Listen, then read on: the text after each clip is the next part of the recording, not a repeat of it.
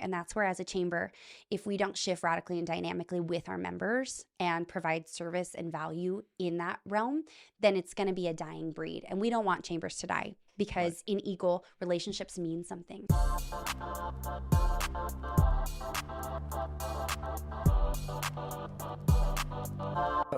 Brandy, thank you for coming. Absolutely. As Thanks we were for having saying, me. we've been talking for like an hour and we just got rolling. It's ridiculous. Long fermented sourdough. I love bread. Like my wife and I, when we were just first married, we're living in this like little hovel in a college, a college town. You always have to, right? And we were literally, so we both went to Berkeley, and we were still in Berkeley, and we were living in a duplex over a crew of like 100% like sophomore and juniors, right? And we're like 25, and they were just train wrecks, right? One night they threw this party, and they like let us know. They're like, hey, we just want you to know we're going to throw a party on Saturday. I'm like, all right, well, just to let you know, like Berkeley has a noise ordinance that you can't, do loud stuff after 10. They're like, I know, but like we're college students. And we're like, okay, like that's fine. I don't know why you're telling me this. And like, of course the neighbors call the cops on them, and they get like really mad at us. And they think it's you, of course. I don't know what to tell you. Anyway, so we would come home, we would work late. So we were both tutoring. So we'd work until like 10. And we'd come home and it was like, oh, I'm so tired. I feel like we need a treat. And we would, no joke, grab the giant loaf of bread from like Semi Freddy's and make French bread pizza. So at 11 o'clock at night, we slice this bread in half, put like a dump truck of just sugar loaded marinara and like cheddar cheese, and just all the good stuff. And we just eat it like nothing happened. That's what you can do when you're 25. Yeah. Once you hit 30, it just starts disintegrating really rapidly. I had to move my book out, and I was like, oh no, what is this? And now I understand why the whole vision thing, like my parents are like, I can't read it that close. And I was like, what do you mean you can't read it that close? Now I have to move it out, and I'm like, oh, this is the beginning of the end. Have you, okay, I'm going to out you here. Have you turned up the font size on your phone yet? Not yet. Not yet. I feel as though in the next year or two, that is going to unfortunately be the thing. Like my grandmother has it where you get like 3 words on the screen, and I'm like, how are you reading an entire message I send you? You can't. You can't. There's no way. It's like, it's unbelievable. Do but you they do have that? Dude, I went, okay, listen to me. You went that route? 4 years ago, I was editing something on the computer. I'm like, I can't. What is that file name? Before I knew it, like I had increased the size of the font on the computer. I'm like, oh no, it's over. It's happened. Right. It has happened. When you get hurt getting out of bed. Yeah. You do all the things and you're like, oh, I'm active and I'm really like physically fit. And then one day you wake up and everything hurts, and getting out of bed injures your knees. Yeah. It trash. Happens. It's trash. Is there anybody in Eagle? So you work for the Chamber of Commerce in Eagle. Is there anybody in Eagle that does like long fermented? Because again, I'm gluten-free. So the whole like, I love bread. I love sourdough. It's a lifestyle. Oh my God, it is. And I'm like part Italian. I'm half Mexican, but I'm a quarter Italian. So like I love my pastas and all of that. And like, oh man, I can't eat my grandma's biscotti anymore. Like it's really upsetting. Anyway, like that's a tear. A little bit. Oh my right? gosh. So I would is there say anybody it's me. that does it? I do long fermented sourdoughs. It's me, literally. Like I'm the one. I'm the problem. It's me. Well, I'm not an Eagle technically speaking, but by like proxy, I am, because I work in the area. Sure. It has been a journey, and there's a handful of people that make amazing sourdoughs, like micro bakeries, and you can find really good sourdough pretty much at like Olive and Vine. Olive and Vine has somebody from what I heard of actually last week, that makes these homemade sourdough loaves and sells them there. And there's places like the Rustic Table that has amazing sourdough, but long fermented sourdough is kind of a niche. Like I call them my bougie bagels because it takes 24 hours to make these gosh darn bagels. And I always make a triple batch, and literally made them last night. It is chocolate chip. And we are making a peanut butter cream cheese to go inside. I can taste it. It's luxurious already. You're just making cookies that look like bagels. You're not making bagels. I mean, it's like they're a meal. chocolate chip, and you're putting peanut butter on them. Well, peanut butter cream cheese. I mean, so you have good protein. They're gut healthy. And especially if you're using like a really good homemade cream cheese, you have like the natural probiotics. So it's easy to digest. Well, the other one Listen, you can lie to me. You can't lie to yourself. I mean, Anyway, I the other believe one. it, so I don't know if it's a lie believe it. anymore. Ugh. I can't be a lie if I believe it. That's So true. the other one is Fontina with like that Kerrygold white cheddar and garlic. That's my new batch this week. Oh yeah. And then I want to do like a borazine spread. So it has the garlic, the herbs, you have the onion flavor, and you just get this like dynamic bite in your mouth. I know you're looking at me like What kind of time are you playing with here where you're like making these things? Like I open cans of refried beans and mix it with rice from 5 days ago. That like so that's I what shouldn't do. tell you that I made homemade beans on Sunday and then Okay. made like refried beans last night? No? That's offensive. You made your own refried bean. MTU Studios is the proud producer for the Ada County Sheriff Podcast, the Idaho Wildlife Federation Podcast, the State Representative Ted Hill Podcast, the Idaho State PTA Podcast, and many more. If you or your organization is thinking about starting a podcast, MTU Studios would love to help. Just check out mtustudios.com. Oh my gosh. Okay. So my passion, I love to cook and I love to homemake. So like cooking to me is the ultimate in like way I pour into my kids and my husband and how I show them I love them. Of course. So we make these like, we're foodies by nature. And Wait, is your husband Italian too? Yes. I'm not Italian. I'm Italian by proxy because I gave birth to 2 Italian babies. I don't accept like there's Italian in you. That's okay. There has to be. Right. I'm not going to do 23andMe, but I mean, like, I'm sure it's somewhere. Don't give your DNA to the government. Hard pass. I don't want to be cloned. You can't have another me. Do you realize that I used to say I don't want to give my DNA to the government, and it was like a joke with the 23andMe. Right. But they actively use 23andMe to catch like serial killers and stuff. I'm like, oh no, the FBI actually has everyone's DNA from 23andMe. Well, like it's not a conspiracy theory. They're like, you could just Google who they've caught.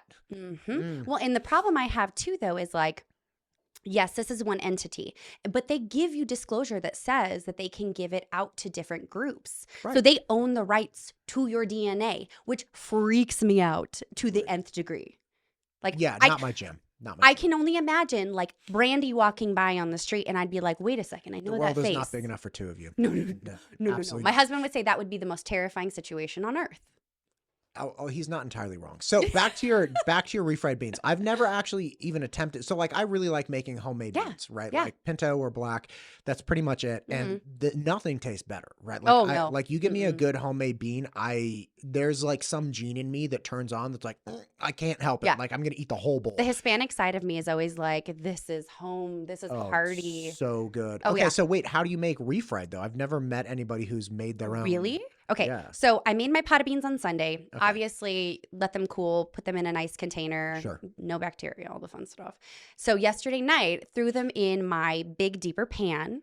And then we like to really amp up our food. We love a lot of flavor and spices and things like that. So I make a homemade jalapeno crema from scratch. And so I used my jalapeno crema sauce, sour cream. I put my granulated garlic, and then I actually put a little bit of lard in there, and I emulsify it as that melts down. So you have like that little bit of fat that amplifies the saltiness, and then the jalapeno flavor complements with the cumin. It just is like a flavor explosion in your mouth. Okay, I think back to like being a teenager and like college. You eat BRCs from El Pollo Loco because they're like 95 cents and they're cheap and they're the amazing. Like this made my BRC bougie. It was a bougie BRC.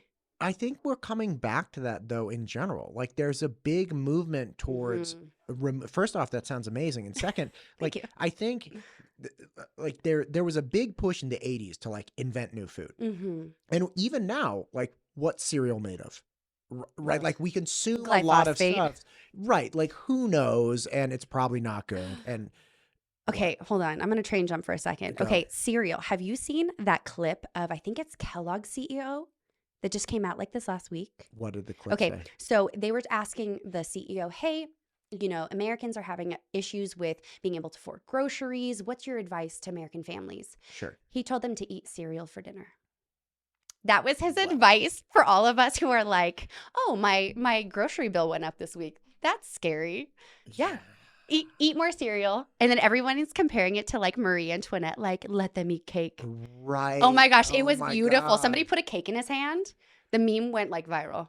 I have to check that out. Yeah. No, I've actually had this argument with my brother for a long, long time about when we were younger. He's like, well, poor people or people, you know, on the lower socioeconomic, whatever, he was like, they are overweight because cheap food is really unhealthy for you. And look, it's true that, you know, like burgers are really cheap and easy, but like you can make the staple foods that third world countries survive on and enjoy and make really, really good, very, very cheaply, like rice and beans and stuff. Yeah. It does take time, but it's incredibly cheap. And like, it can be flavorful and fun. It doesn't have to be plain, but even with the cheeseburger. So say you do go the route of like, I want to feed my family good protein. I want to have lettuce wrap, whatever you want to do. There was a farmer, I believe in Illinois, and this video came out not too long ago. So they had their burger meat submitted, or their burger submitted to BYU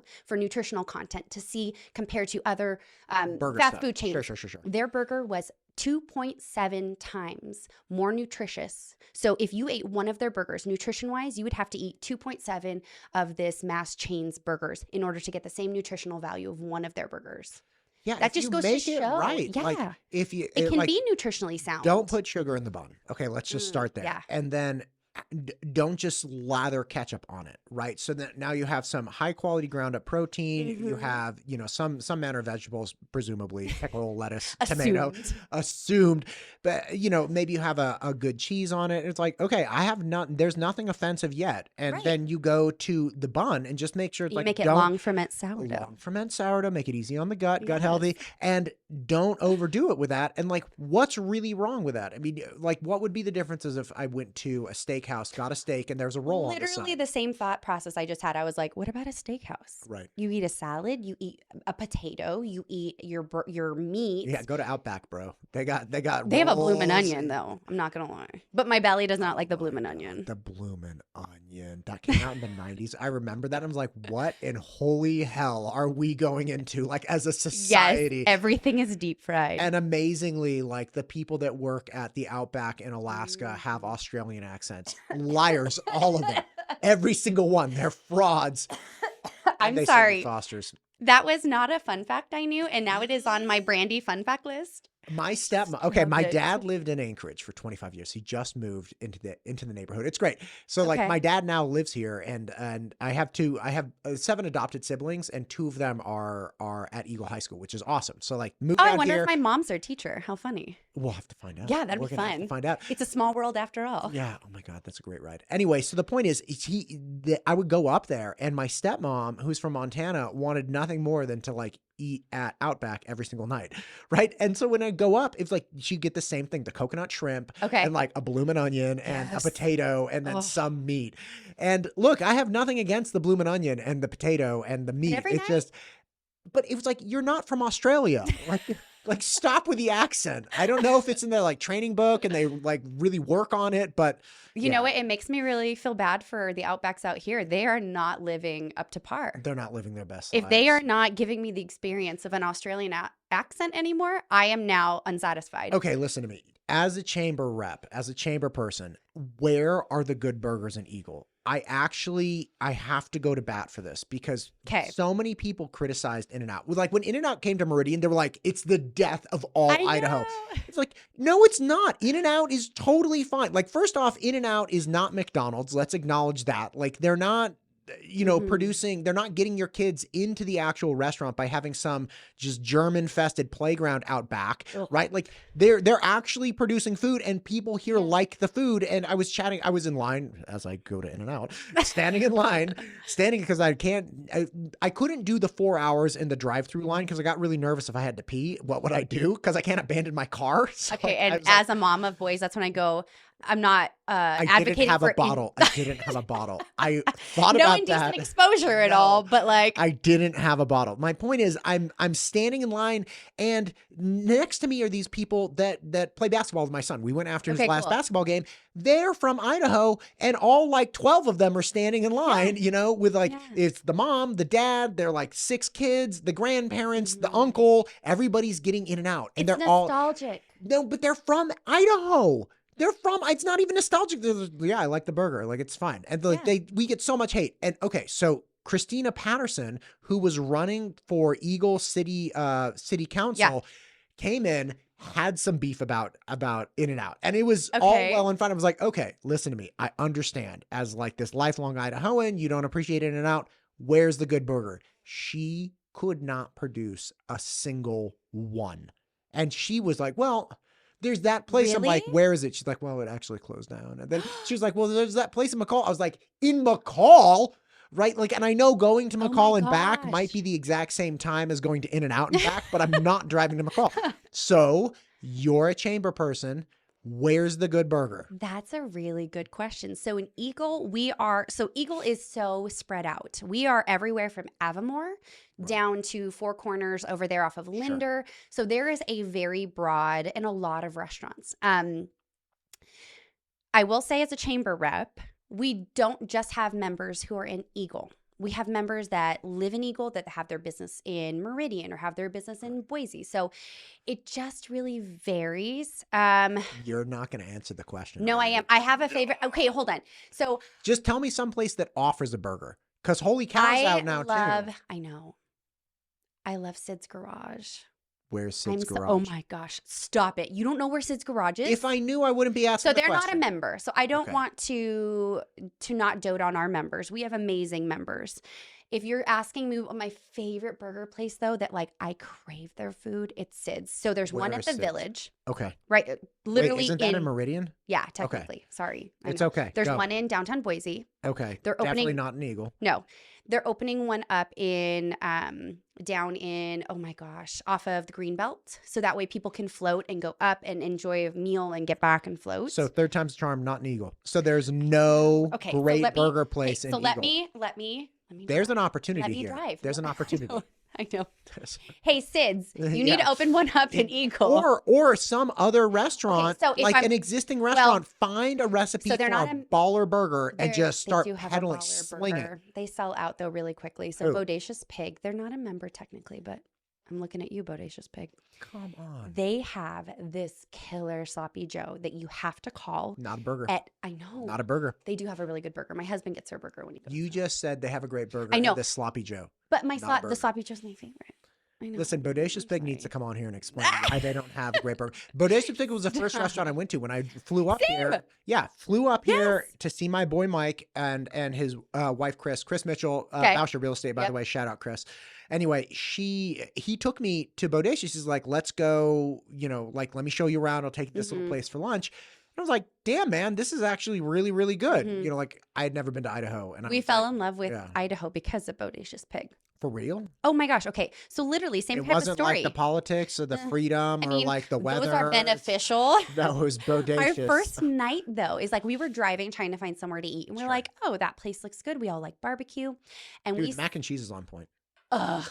Oh Mac my and gosh. cheese is on No, point. their pulled pork tacos are the best. Well, I'm just saying you have kids, right? Oh yeah. Like right away, the kids were like, "What's this in the mac and cheese?" And it's like, "That's bacon, son. Yes. Eat up." Don't even Yeah, right. question it. Just Right. close your eyes and enjoy Just go. it.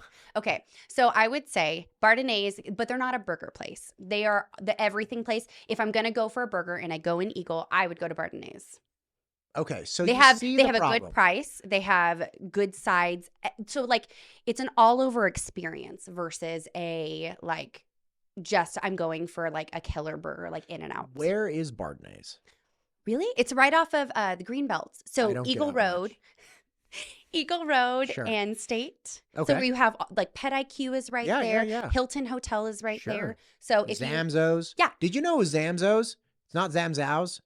I knew it was Zamzo's. Did you How not did you it know was that? Zamzo's? OW? I listened to the radio, Mr. Matt. You They listen to their advertise. radio They have show? their no, they don't have a radio show, but they play their advertisements. They do have a radio Shut up. show. Do they really? Yes. I have a was- garden and I don't even listen, know that. I know. I had Callie on, Okay. the co-CEO, and I was telling her, I was like, listen, the next generation of gardeners is not coming off AM radio. And I'm No. not like, this is not a criticism of you. It's just like Mhm. my wife would love to follow Zamzows. She would love to hear from like master gardeners. She would love to understand Okay. the different things that work in different I need environments. to have like a conversation with her. I just got a grow room in my house, like so that way during the What winter, kind of grow room? it's one of those ones. Okay, so I started. Do you have a to, tent? It actually is like a full enclosed one. Stop it! Don't even tease me. Okay, so I have this issue with kids and little hands, and they love Yeah, to sure. kick over all of my. I plead the fifth. So I always love to start my own seeds because it's cost Right. effective. Like the kids get Right. to see it from the start. It's But super cool. But I have a problem with where lighting is in my house. I only get good light on the, you're going to laugh at me, never ever smoke weed, on the west end of my house. So as the sun's There you setting, I go. get great light, but I Right. don't get good light in the middle, like the beginning of the morning or Right. anything. Right. And Right. I don't want to move my like seedlings back and Sure. forth. Sure. So I needed a solution.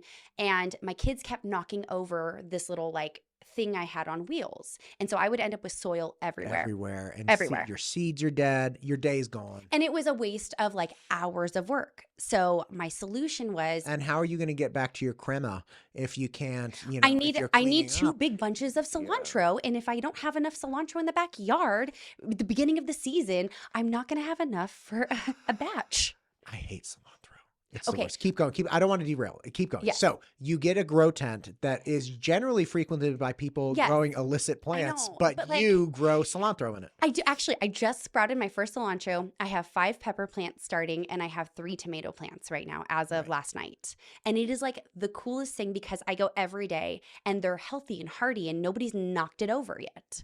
So Yes. that's why. So I need her advice on Yeah. like the best methods. She was for great. greenhouse. Like we talked, she came in here and because like this is not a gardening show and I didn't No. know anything about her history, but like we got going and it was one of the most lively, like enjoyable, random conversations ever. cool. Yeah, she would be great. Yeah. But yes, they have a radio show. Check it out. And Yeah. I think it's like Saturday at 9 a.m. or something. Do they have it like recorded on their website? Listen to me. I don't know these things. All I know You're is not the she Zamzo came rep? in. I wish I was. Shout out Zamzo. Like I would love to help him, but again, like I don't know what the situation is with them. But went home and told my wife, it's like they have a radio show. It's like there's no way I'm turning on the radio. The big problem with radio is multitude of things. First off, it's not a concentrated media form, right? So like you're going to get a 3-minute segment and then a commercial, and then like a 10-minute segment and a Right, right. commercial. And I think what people know for sure now is they hate being subjected through compulsory commercials, right? Like my sons, actually, we took all their tech away. Like we're like really going hardcore, not I'm hardcore, like air high-fiving you. yeah. Oh my God. Like no more video games, no more Mhm. bullshit. Like let's just be people. And Right. so they have these, it's funny because they have these like survival radios with like a crank and like a light on it. Yeah, and like, yeah. like I got little boys, right? And so they Yeah. get excited about these things. And so they've started listening to these radios and they're like finding these cool channels. Apparently my 7-year-old monster loves symphony music. Like we had no I'm idea. sorry. What? Right. And he's 115 or 120 pounds. Okay. And he's Okay, 7. so my 8-year-old is the same weight class. Wow, you have big kids too. I do. Yeah. Yeah. Air Yeah. 5 again. Yeah. Anyway, so they start listening to these radios and it's great. But my wife's like, God, I hate that they have to listen to these commercials. We've gotten so far away as far as media consumers with commercials that we're kind of like, wait, we have to listen to them? Like Yeah. we can't fast forward. It's like, no, it's I the can't radio. pay $3 and not have this. Right. And so that's one problem that you're going to be subjected to that. There's no, the other issue obviously is there's an aesthetic aspect of gardening that people really enjoy. You're never going to have a visual on radio. Like No. that's just the way it goes. Yeah. You also have to listen to it at a very specific time. That's the other problem where it's like, okay, we're never going to be able to, like it. Well, okay, you could record the radio and then listen to that later, but most people Absolutely. are not going to do that. So there are just a bunch of things. Plus you can't rip clips. Like what's the last audio only viral clip that you heard or, experienced? Like try never. It just doesn't exist, right? Because you have to have a video aspect to clips that people share ravenously. Well, we're kind of conditioned that way now too. We're given so many different forms where you're watching video after video, Right. and that's what's become really enticing. And you got to figure, like, if I have to sit there and read a ton, I'm not going to read the post. I'm going to scroll. Right. And people are actually consuming 4 different streams of media when they look at, like when you look at the average, like an average successful piece of content, it's actually 3 to 4 different streams of media. For instance, I did one just real fast the other day. And it was a clip about, it was a darker clip about, problems. The SRO Gomez came in and I was making a clip for him. So what I did is I actually took his audio, okay, from him talking. So not just him, the video of him talking. I took the audio of him talking and then I put that on a video of driving down the 405 freeway in Southern California. Yes. So all of a sudden you're hearing him, you're watching the car, right? You're watching people on the freeway. And then on top of that, I put flashy captions on it. So the captions are changing colors. They're moving really fast, all these things. So you get 3 forms of actual stimulus in this one video. Now, if it just did the audio, nobody would watch it. Like if it was a blank screen, even though the audio is really presumably what you're coming for. Absolutely. If you do a blank screen with just the captions, you'll get more people, but very, very few. Right. And then you could put a completely unrelated video that people have to actually track and with their eyes, because they're watching cars merge and stuff and like seeing the palm trees fly by, and then they're reading the captions and then they're listening to what's going on. The amount of stimulus that people actually want is so astronomical. And like you can upregulate that to be like 4 or 5 different pieces, right? Because you could actually have the 405 freeway and then a small clip of him talking, right? Clip of him talking in the bottom right corner, and then a clip of what he's talking about in the bottom left corner. So you have 3 different videos running, the 405 freeway, Gomez, and then a clip, an unrelated clip about what he's talking, and then captions running, and then music in the background. My neurospicy brain is like so excited. Right. Like this is how people upregulate really intense media. And then you wonder why we're all fried watching it. Right. But I was saying something about this. Oh, anyway, the radio, the radio is just one of those things that I think it has a place, obviously, but I don't think it will ever, like, it's never going to be what it once was, right? Like we have too much. We have too much. She realizes how much we would love to watch her.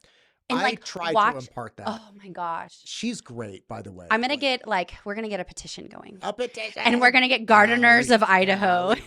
Yeah, I think it would be so great because, and again, seeing, even if you did like, you could do so many different styles of video of just plants growing and like bugs, like getting like the ladybugs eating the aphids and like just, and then have audio put over that. Like you could do so many aesthetically pleasing different things. Well, I get excited about it. I love behind the scenes stuff. Right. Like I love when somebody gives me like an intimate view of what their day looks like, because you don't know what everybody's job looks like. Right. So like her showing what a day in the life of Zamzows looks like and showing off the store and fulfilling orders, or even something as simple as this is all for you, Kelly. I'm just Is she a member? No. Well, no, I take that back. Let me check. Because I haven't checked in the last month. Yeah, maybe. They might be a member. What if once a month they found somebody that had like the most epic gardener? And they feature them and they just did a walk. They had like, they had like B-reels. So they're having a conversation and then cutting back to like, okay, talk to me about this bed. Or like somebody comes with a problem. Like, hey, this is my garden. Right. What's the solution? Right. And like Zamzows gives what their solution is or what they recommend for that person, or beginner's guides on seeds. And this is how you start them, and showing with their own products. Did you know? Okay, so I have ducks. Not many people. And then they're like, how many ducks, Brandy? And I'm like, 8. Do you eat their eggs? I do. Well, I don't because I'm allergic to eggs, but my kids do. So and they like the eggs. Oh, yeah. Because I like some people get. I'm bringing you duck eggs next time. I love duck eggs. I love duck. I'll eat your duck. I am a huge fan of duck. I don't think my kids would be very happy because they raised them from like babies. It's fine. Just get a replacement. Kids will just go. I don't think that's how it works. I think it is. You do it with dogs. Keep going. But like, okay. So I have 8 ducks, and it all stemmed because my little guy has like almost like an immunoresponse to chicken eggs. He's allergic. Sure. So we tried duck eggs and he had no response. And we were like, cool, that's our solution. Right. Try finding duck eggs in the valley at any given store. It's nearly impossible unless you're at like a super like specific type of location. Right. So I'm searching Facebook Marketplace, searching for people selling them. Cool. Realizing that it's like $4 or more a dozen. Right. And I'm like, my budget does not have this there for my kids who eat like tons of eggs all the time. So I was like, we should get ducks. No big deal. Like they're a pet. And then it's how many acres are you sitting on? Like 9,000 square feet. You have 8 ducks on 9,000. God bless you, woman. Keep going. No, because I have a little sanctuary area. And because ducks and chickens are so different. I don't like, we go in, we wash all the poop into the soil. So the soil absorbs all of the nutrients. We're putting in pea gravel. So all we do is rinse it all down. They're so much cleaner. I don't have coop boxes, and they sleep outside at night in their little area. They find little spots with their little groupings. Oh, they don't have to. You don't have to have an actual like hen house where they go and get protection from the weather. No, think about the wild geese and Oh ducks no, you see everywhere. I got it. Yeah, sold. Yeah. So the reason I got on the whole duck situation is, did you know Zamzows? So I go to the mill in Meridian and I buy the Zamzows waterfowl food. I didn't even realize that they like have their own feed.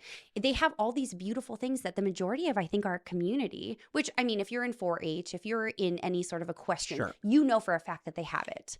But the mom and pop, normal, everyday people don't necessarily know that Zamzows is so diverse. Right. I was going to say, this is the thing. They're not, first off, they mill their own stuff. Yes. Which is awesome. It is the best quality. Right. And they are making it from the ground up. But on top of that, like they have birds and fish and all kinds of things in there. Like it's because my son's going through this fish phase, which is awesome because I'm still stuck in a fish phase from when I was like 20. Is it a beta fish? No, I get really intense about building ecosystems. Oh, so cool. like I got him a fish tank and now I'm like, I need to get a fish tank again. But I know like, like an alcoholic knows like if you get one like just sip of alcohol, it's all over. Yeah. That's what they tell me. Yeah. If you get one fish, it's all over. Dude, I'm now It's getting fish like a 30-gallon tank. I'm going to make it a Where are I'm you getting putting this?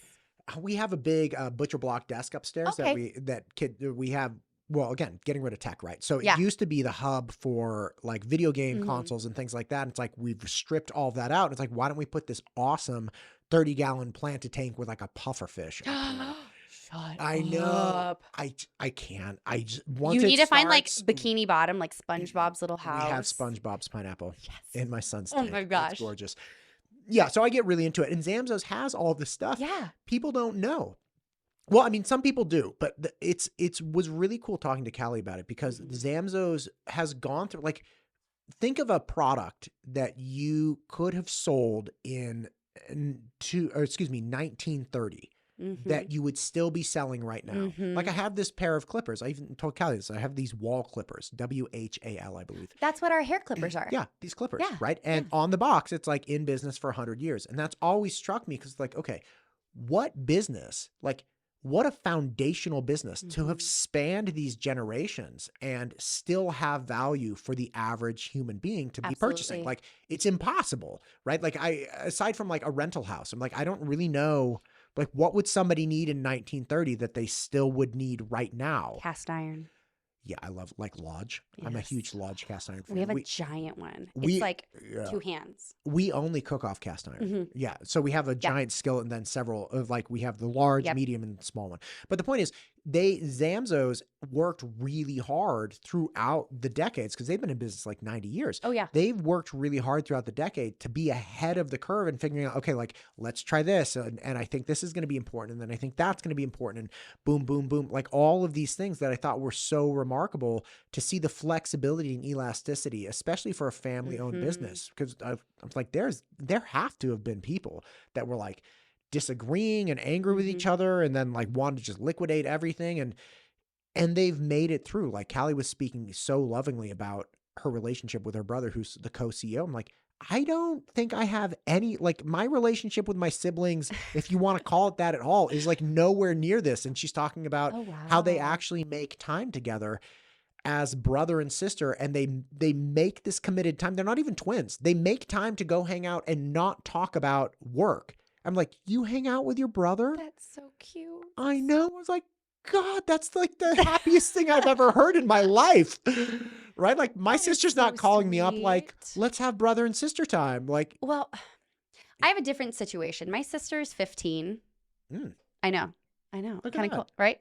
I have a brother who is 29 and like when he moved to Idaho, it was because I was like, dude, Idaho's where it's at. Like you got to get out of California. You're not going to find a wife in your future and everything when you're like struggling and frustrated. Right. You need to be in a good headspace, solid, happy. So he moved in with us. You need to develop an expansive life and then your wife will find you. Like make yourself into the best person possible. And it's the coolest story though. Like she's from San Diego. She moved with her family right around the time he had moved. They met. Oh, he has a wife now? He's literally got here, found a kick butt job, like found a wife, dated her, got married. And so now I'm just like really excited for nieces and nephews one day because I'm like, Make well, babies. yes, because I'm done with having kids. So I'm like, let me fill them up with Love bougie bagels and refried love beans. and refried beans, and then I will send them home to you. Right. But it's like such a cool thing. But I guess we just have a different experience. Like my brother-in-law lives in Middleton.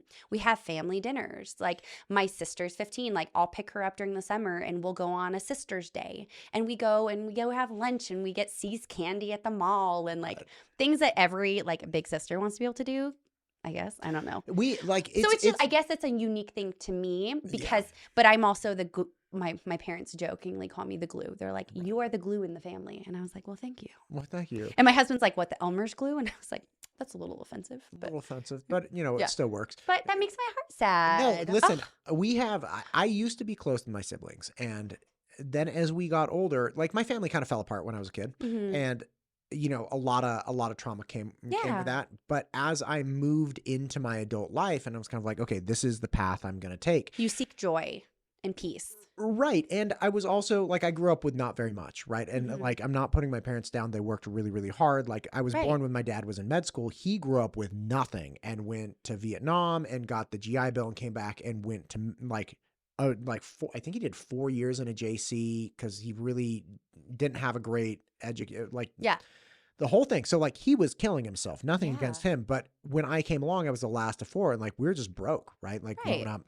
And then my parents ended up getting divorced. So we didn't grow up with a lot, right? Right. And so for me, graduating college, I was really worried about that. I'm like, okay, I don't know what I'm going to do. I don't know how this is going to look, but I am guaranteeing that my kids are going to grow up with more than I did, which my dad did, so on and so forth. So it was one of those things when I got really engaged into like, okay, how does money work? Like, how does this all work?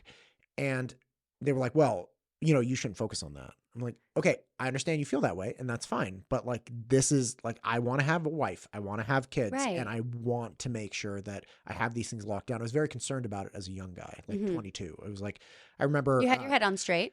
I guess. I mean, I remember senior year in college, I remember sitting down and lining up spreadsheets on retirement plans at like 8% interest and like where I would be at 40 and 50 and 60. Where most guys your age were out partying. Right. Like I don't know anyone else at 21 and 22 that was worried about a 401k. Like I hadn't even graduated. Right. What was interesting too is that the thing that steered me away from the 401k, I don't have a 401k at all. I don't have any retirement account. I'm fine, but I don't have any of that. Okay. Buffett actually wrote in the Snowball. Like the Jimmy Buffett? Yeah. No, Warren Buffett. Oh, okay. I went a very different direction. No. Yeah.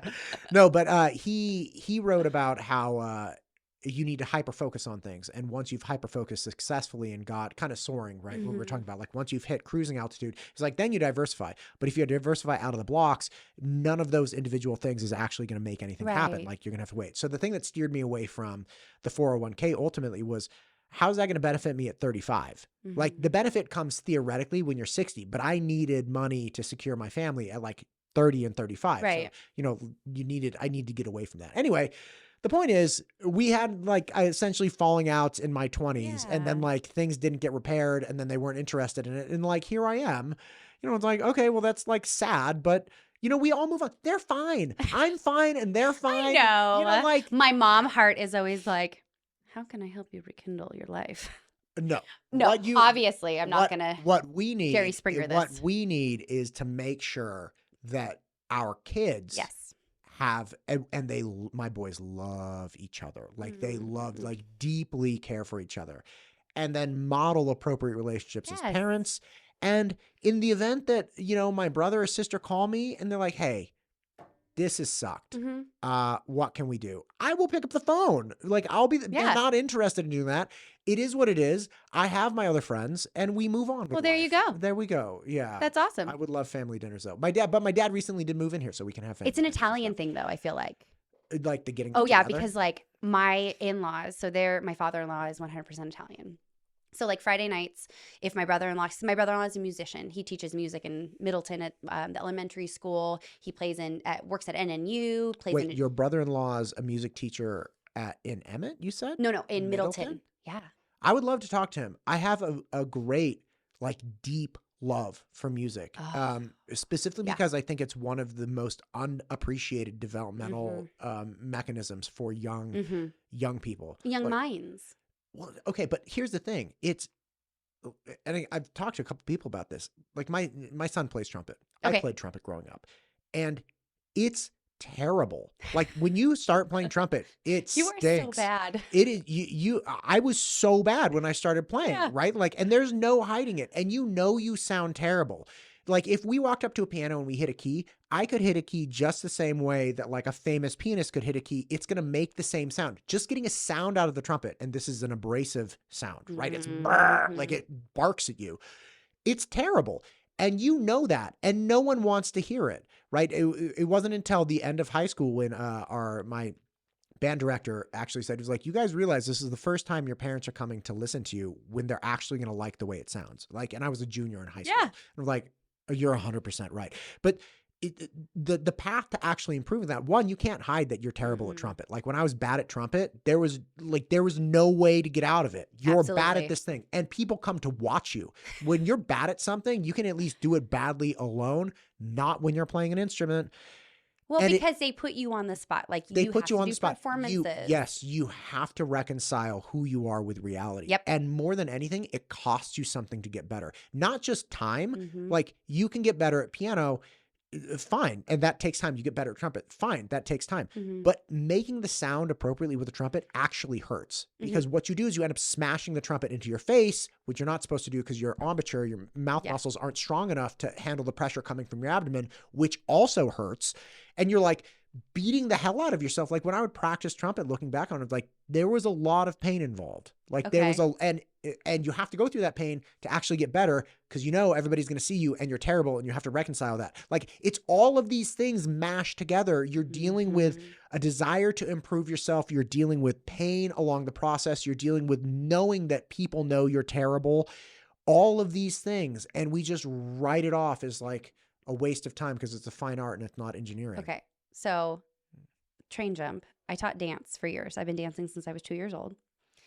And it's very similar to that of the world of when you're learning a skill, an art, a craft. Right. Every one of those kids has to get on stage at the recital. And you know the big girls in the tap class who are amazing are going to everybody's going to be cheering for them. But you know what?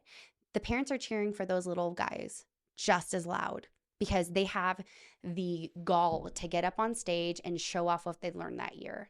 And you know what? As somebody who enjoys the arts and respects it, and I've never played trumpet. I played guitar for a little while. That was really sketchy at best. My husband played saxophone. We jokingly call him the sexy sax man. Yes. He will never play for me, though. That's a whole thing.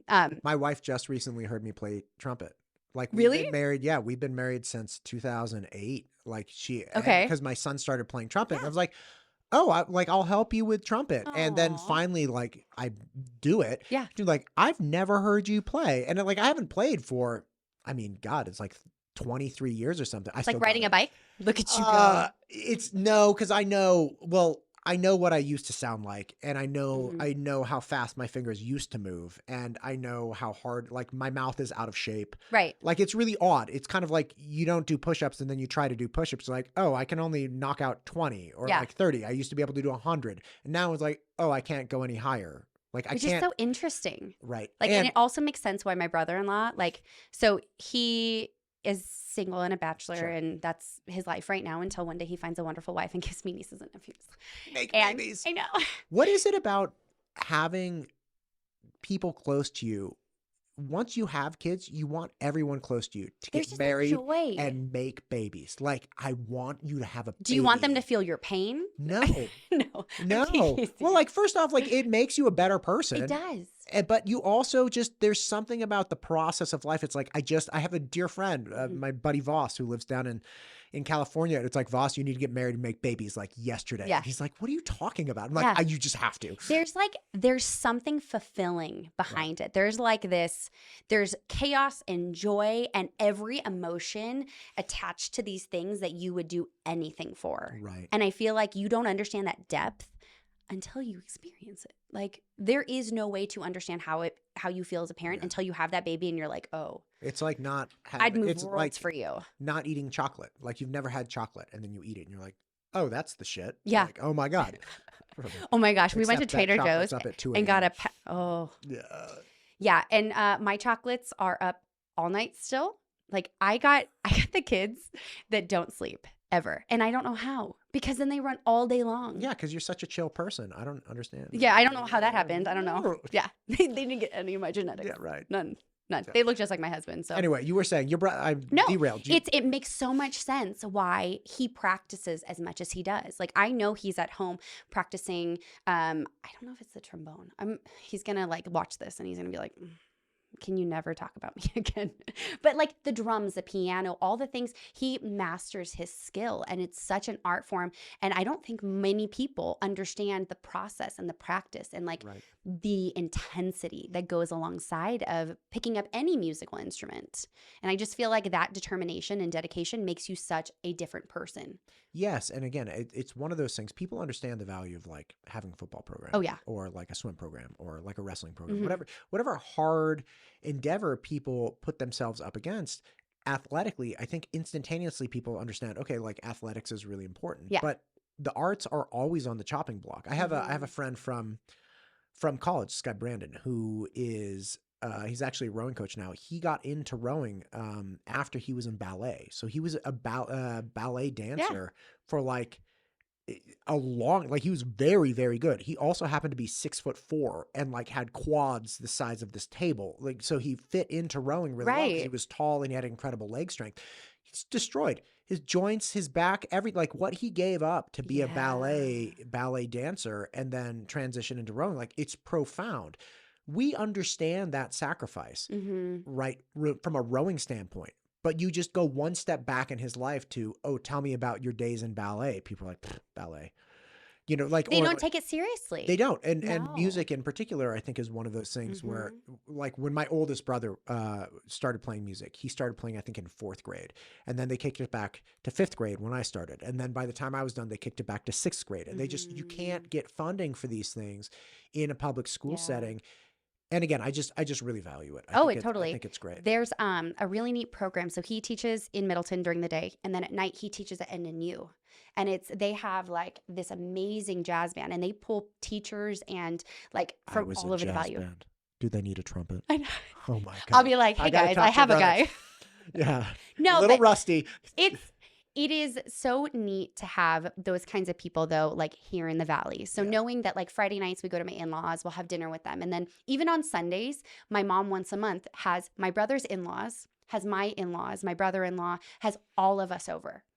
And we just do a big, giant family dinner. That's awesome. And it's one of those things that I never thought I'd see, just because we all have busy lives and all do different things.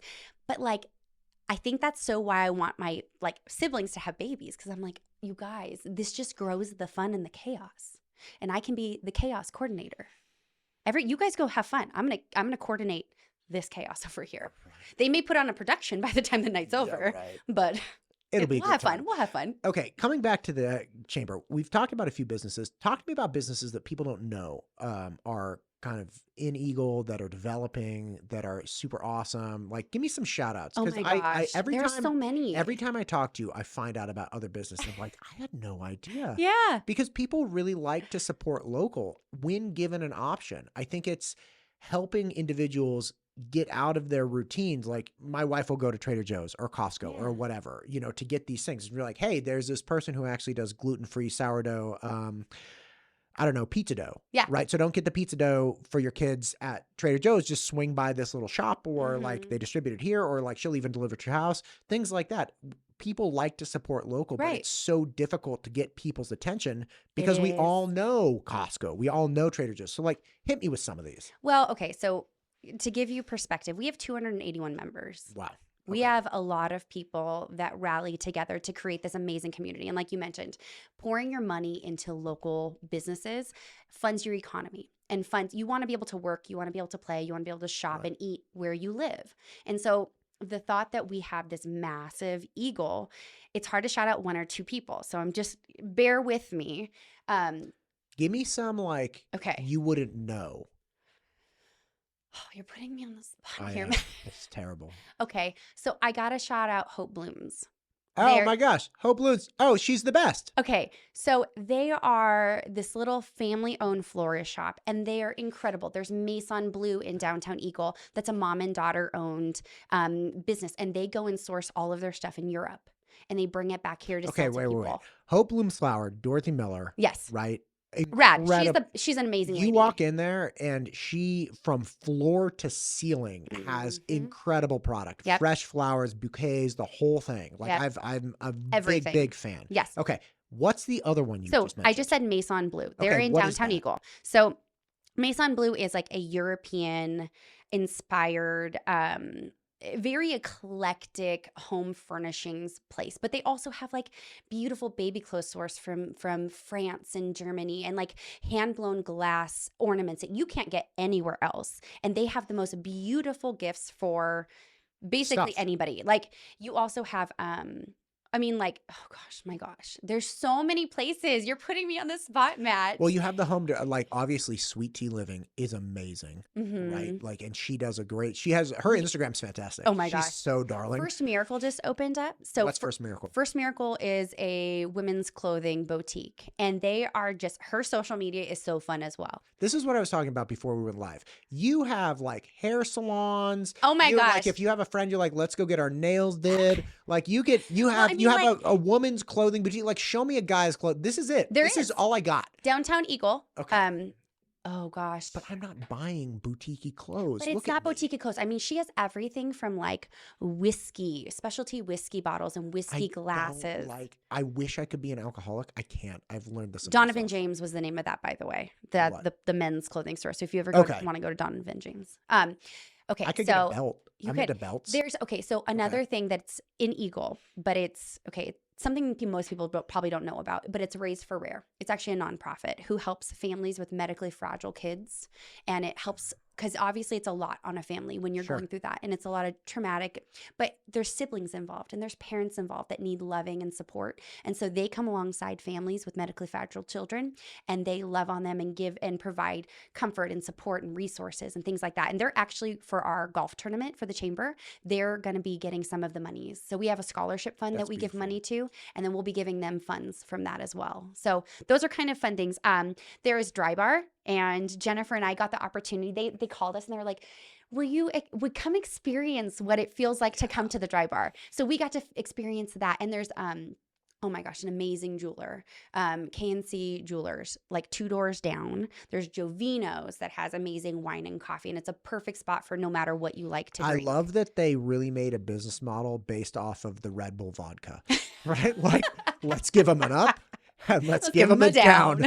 Like, come and get your coffee, and if you hang out long enough, we'll just give you some wine too. They have good food too. They do. We've had a lot of after hours there, and their owners are incredible. They're always willing to allow us to come there and have networking events and things along those that lines. patio space is just baller. Like the fountain, the heaters, baller the fact is that the right word. Yeah, it really is. Yeah, it's on point. And the heavy curtains that protect you from the weather, and like you get just enough of the outside fresh air, but you're not actually freezing. Yes. Yeah. Absolutely. Fantastic. Well, and okay, so everything is so diverse. We have so many different business types in our community that I feel bad not mentioning everybody because I love everybody equally, but we also have like online businesses, and we have people like Holland Bites and Brews who have a pop-up truck. She comes to Dry Creek Ranch. She does. Yeah. I actually got her card. She's a really interesting lady. Is. Yeah. Great food. They have a great chai tea, by the way. They do. Yeah. I was told you actually aren't supposed to say chai tea because chai means tea. So you just say like chai latte. Yeah. That's like saying tea. Chai means tea. Huh. Yeah. I learned something new today. We talk about chai as like a spiced, like spiced beverage. Tea. Yeah, right. Exactly. But it actually just means tea. So you just say chai latte. Good to like know. a tea latte. I like that. Yeah, I try. Anyway, Holland's Bites and Brew. Yeah, I you know what I really appreciate is the micro businesses popping up, right? So I had this guy on, Chef Pedro. He was awesome. Okay. He does like pop-up events. So he's a phenomenal chef, and instead of doing like, okay, I'm going to go work for this restaurant, which he has several times in different areas and helped restaurants build up. He's like, I don't want to be weighed down with the nature of like overhead and these other things. So he does these pop-up events where he'll do like a whole pig, or he'll do a porchetta, or he'll do all of, super cool. And I find that the carts are very similar, which is kind of like, hey, look, I have a skill set, and my skill set really is not operating a restaurant. My skill set's actually making food, because the great, like, you ever read the E-Myth, right? About No. entrepreneurship. It's a classic old school book that talks about, look, like the classic example in it is pies. It's like, okay, you like making pies, right? And everybody tells you your pies are so incredible and you should make a pie shop. And you do make a pie shop. You're like, I'm going to bake pies. It's going to be amazing. But then what you realize is actually running the pie shop is impossible, because the last thing you get to do as the business owner is actually make pies. And what you end up doing is you surround yourself with people that run the business, and then you go to make the pies. You do what you do best. You do what you do best. But the problem is you're not paying attention to your business. So the people running the business are like, dude, this sucks. That's the owner. She just sits over there all day making these pies, and like everyone loves her, and I'm slogging. So then all of your people leave. You have this mass contraction to stay in business. Now you're doing all of the things, in all of the busy work, all of the laborious nature of running a business and trying to make pies, and you just want to give up. So the point is that so much of what entrepreneurship is, especially when you have overhead in a brick and mortar, is just managing this like train wreck of these other things. Come on, Sweet Tea Living. What's her name? Megan. She was telling me how she got into the business. We had this great conversation. We were talking about the downtown road work and everything going on. She's great. But she was saying that she goes out and finds pieces and goes through this whole mass creative process of revamping these pieces, of like painting them or refurbishing them, whatever, and then presenting these pieces in her stores, which is this huge creative thing. And to have that be the thing that you really love and be like, this is awesome, and then have to deal with the business, it just deters so many people. Like the average person just can't do it. So the pop-up like carts and food carts and stuff, Holland Brews and Bites, and then, you know, like you have Melt Food Truck, and you have all these different... High Five. Oh my gosh, the one we were talking about earlier, the two girls that run it and do like the ice creams, and they love snacks, and they want everybody to love snacks as much as them. So they source these. I know, snacks are life. Snacks are life. So anyway, the food trucks and these pop-up things, I feel like, are really this great compromise of, okay, you can keep your overhead low. You can do what you really like. Like you, if you're Holland's Brews and Bites and you like making chai lattes or like giving little, you know, whatever it is, you don't have to go through the pain of having a brick and mortar. You can just appear where the customers are. You don't have to get the customers to come to you more than like just go down the street, but you appear where they are. You have low overhead. You can do what you do best, and then you disappear. And I just think that's such a beautiful thing for people that have a very specific skill set or have a very specific passion, especially in the food industry, to allow us all to experience their craft in a safer manner. Like they don't have to. People.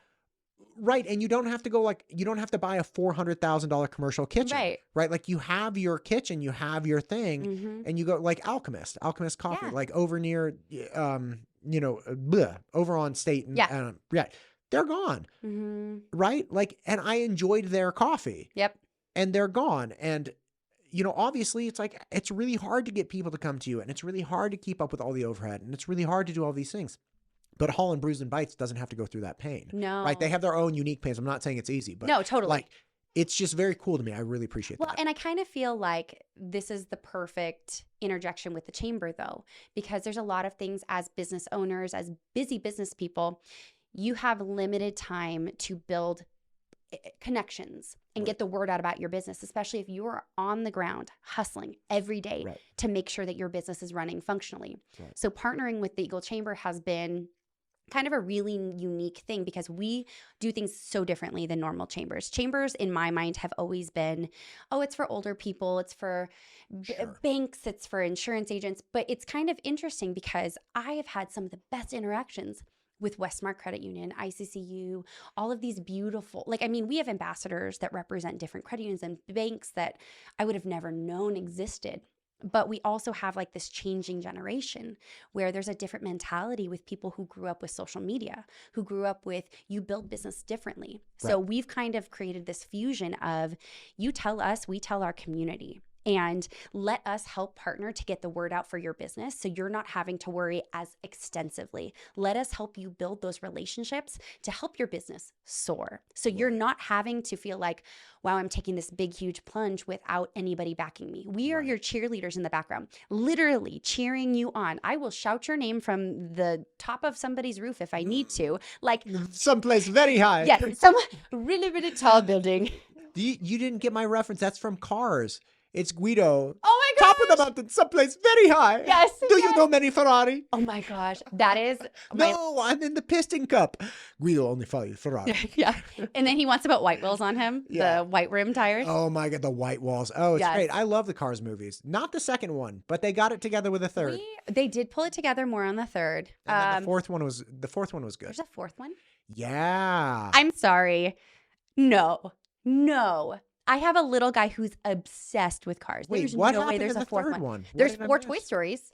Hang on. What happened in the third one? Okay, so the third one, they have Cruz Ramirez, and he's training because Jackson Storm. The fact that I know this timeline. No, listen.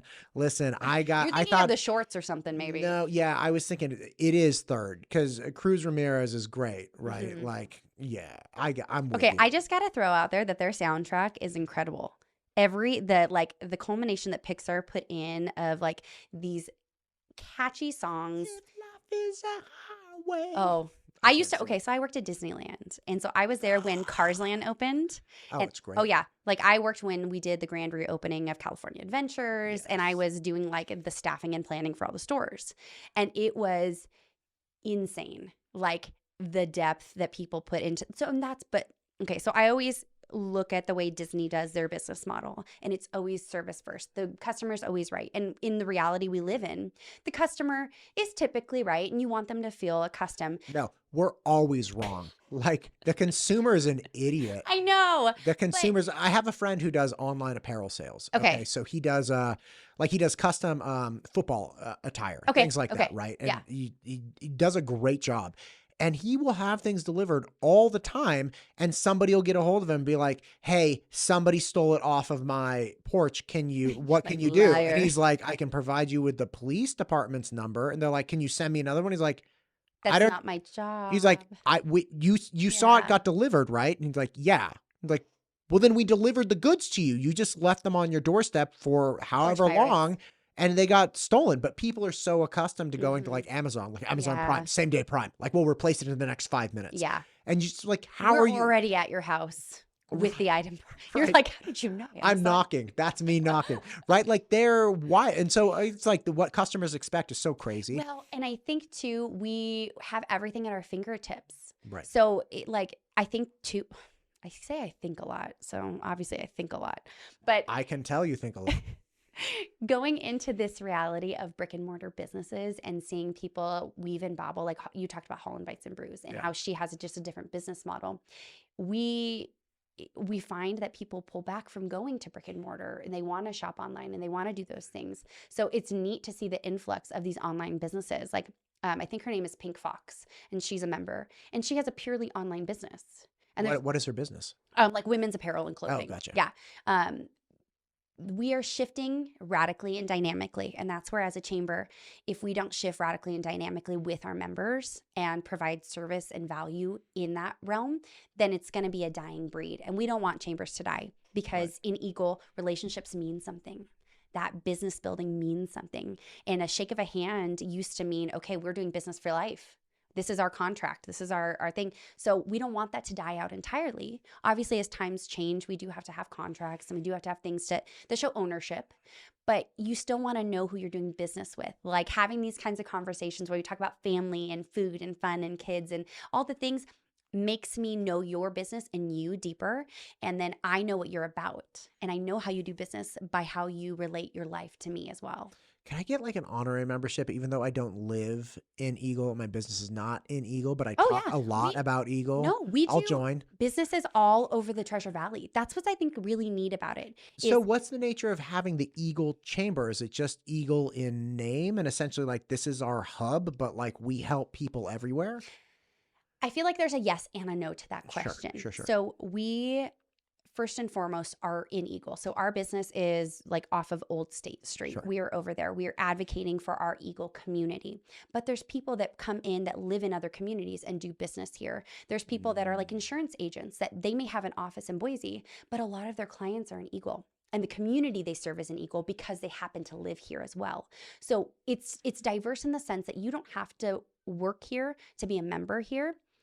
But as you're either serving our community, you either live in our community, you work in our community, as long as you're a part of our community, we accept you fully. Like, we are so happy to have anybody and everybody. We used to have, oh gosh, I used to love them.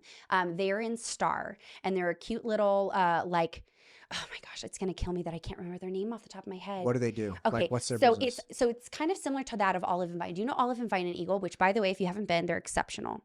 They source olive oils from all over the world, like Spain and Italy, and like these beautiful flavors and balsamics. I am not a cultured man. Look at me. I'm not You're like Italian. I'm a little offended for you. You should be. I'm an offensive person. No. What I'm saying is like, no, I don't. I've never been to Olive and Vine. Okay, It sounds incredible. I'm gonna have to find you the name of this other place. It's in Star. There is like there is a sea salt creamery. There's a rustic table. You got my attention with that. It's in a little section over there. And they are, oh my gosh, they have odds and ends from all over the Treasure Valley. They have different eclectic foods and things that are made in the huckleberry items that you can't find any other place. Like, it's just really neat to see that we have these kinds of things in our community. So good. I could totally go. I've never been so hungry on a podcast. We need to get. It only gets worse, I'm telling you. Next time we're going to have like charcuterie board. We should bring in stuff from from the different businesses. We should do this like once a week and showcase 4 different businesses, products, items, things like this. Sold. Especially if it has food. Yes. That would be great.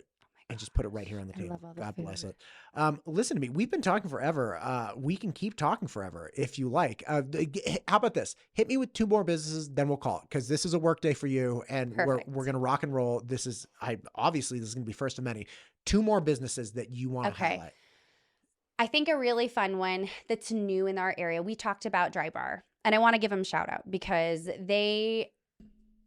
we jokingly talked about like all the hair care and all the fun stuff, but like they go above and beyond, and it is really neat to see that they take such care of the people that they're serving. So I have plaque psoriasis, really fun. Obviously, you can totally tell. But when I went in, I had concerns that, am I going to be able to get my hair washed? Am I going to be able to do the whole thing because I have this issue?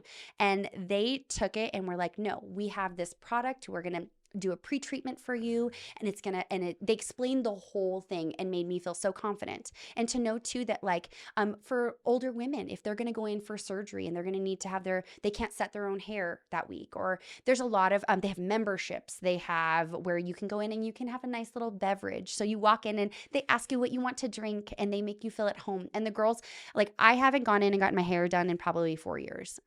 That's not something on my priority list. And to see that she took such care and made me feel so comfortable when that's not my normal jam was amazing. Okay, my next one. I gotta shout out some of our board members, like White Pine Chiropractic. He is exceptional. He is a local chiropractor off of Iron Eagle over here, and he brought me back to full health. We have senior helpers who like go into the homes of senior citizens in our community and make sure that they have the resources and the help that they need if they're not able to do everything on their own. Like, that's great. The thought of an aging parent and what resources do you have when you have that kind of situation? And all of us will eventually be presented with that if we get the ability, you know. Right, if we're lucky. Yeah. So those are 2 that I think are exceptional. Hilton. White Pine and Dry Bar. Oh my gosh, absolutely. And I said senior helpers, and I'll shout out Hilton and like everybody in our community. Really, you're not going to find a business in Eagle. Wait, so senior helpers is aside from White Pine? Oh, they're different. Yes. Oh, I thought. Sorry. I thought you were saying White Pine had this like alternate service that like sent chiropractors to old people's houses. Oh my gosh, that would be so cool. I thought it was. I was like, that's okay. Now I have a new business model. Just show up and crack, the old dude and just get him going again. Because like they're reaching for things in the shelf. But I'll be honest, he does do in-home visits, so there is that too. So you get injured, he can help you out. Especially if you're single. So I mean, but you do. No, he is wonderfully married with 7 kids. I just said if you're a senior. What is it? Oh, I thought you said if you were single. Oh my gosh. Oh my gosh. That's a wrap, everybody. Listen, Brandy, you're the best. I've so thoroughly enjoyed this. We got some work to do. Thank you for coming in today. Thank you. We're going to rock and roll. All right. See you later. MTU Studios is the proud producer for the Ada County Sheriff Podcast, the Idaho Wildlife Federation Podcast, the State Representative Ted Hill Podcast, the Idaho State PTA Podcast, and many more. If you or your organization is thinking about starting a podcast, MTU Studios would love to help. Just check out mtustudios.com.